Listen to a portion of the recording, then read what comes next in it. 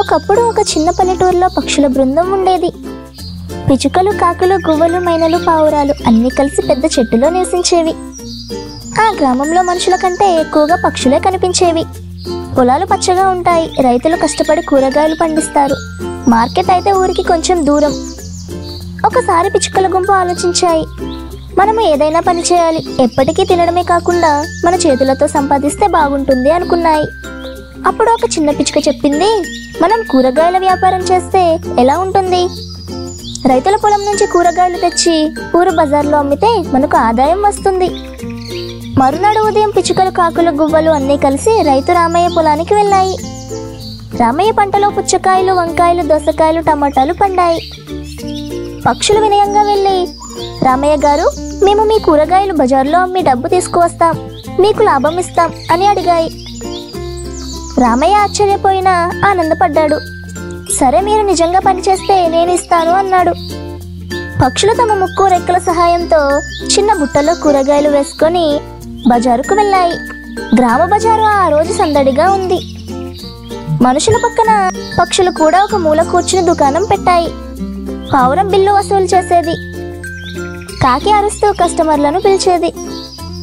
పిచ్చుకలు చిన్నగా కూరగాయలు తుంచుతుంటే మైనలు చిల్లర డబ్బులు లెక్క పెడుతున్నాయి. ఆ దృశ్యం చూసిన గ్రామస్తులు ఆశ్చర్యపోయి, అరే, పక్షులు ఇంత బాగా వ్యాపారం చేయగలవా అని కొనుగోలు చేశారు. మొదటి రోజు బాగా లాభం వచ్చింది. రైతు రామయ్యకు కూడా డబ్బు ఇచ్చారు. ఆయన ఆనందంతో, ఇకపై మీరు ప్రతిరోజు నా పొలం నుంచి తీసుకెళ్ళండి అన్నాడు. కానీ రోజులు గడుస్తున్న కొద్దీ సమస్యలు వచ్చాయి. కాకి తన ముక్కు కింద కూరగాయలు దాచిపెట్టుకోవడం మొదలుపెట్టింది. మైనలు డబ్బు లెక్కలో తప్పుడు చేశాయి. పావురాలు బరువైన దోసకాయలు మోసి అలసిపోయాయి. పిచ్చుకలు మనమంతా సమానంగా పనిచేయాలి అని చెబుతుంటే కాకి వినేది కాదు. ఒకరోజు పెద్ద గొడవ జరిగింది. పిచ్చుకలు ఇలా అన్నాయి, నిజాయితీగా పని చేయకపోతే వ్యాపారం నిలబడదు అని చెప్పాయి. కాకి కోపంతో, నాకు ఎక్కువ పని కాబట్టి నాకు ఎక్కువ డబ్బులు కావాలి అని అరిచింది. మిగతా పక్షులు ఒప్పుకోలేదు. అలా వ్యాపారం దాదాపు ఆగిపోయింది.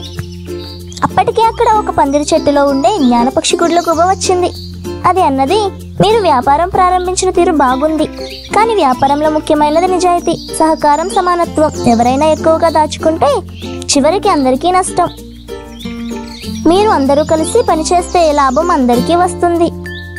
అందరూ ఆలోచించి గుడ్ల గువ్వ మాటలను ఒప్పుకున్నారు.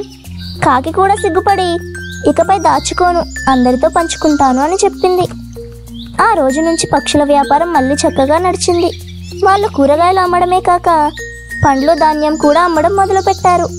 గ్రామస్తులు పక్షుల నిజాయితీని మెచ్చుకొని వారిని ఆదరించారు. రైతులు కూడా మన కూరగాయలు పక్షుల వద్దే అమ్మించాలి అనుకున్నారు. క్రమంగా పక్షుల వ్యాపారం ఊరంతా ప్రసిద్ధి చెందింది. దీనిలో నీతి ఏంటంటే, నిజాయితీ లేకుండా వ్యాపారం నిలబడదు. అందరూ సమానంగా పనిచేస్తేనే విజయం ఉంటుంది. లోపం చివరికి నష్టాన్ని దారితీస్తుంది. సహకారం ఉంటే చిన్నవారైనా గొప్ప పనులు చేయగలరు.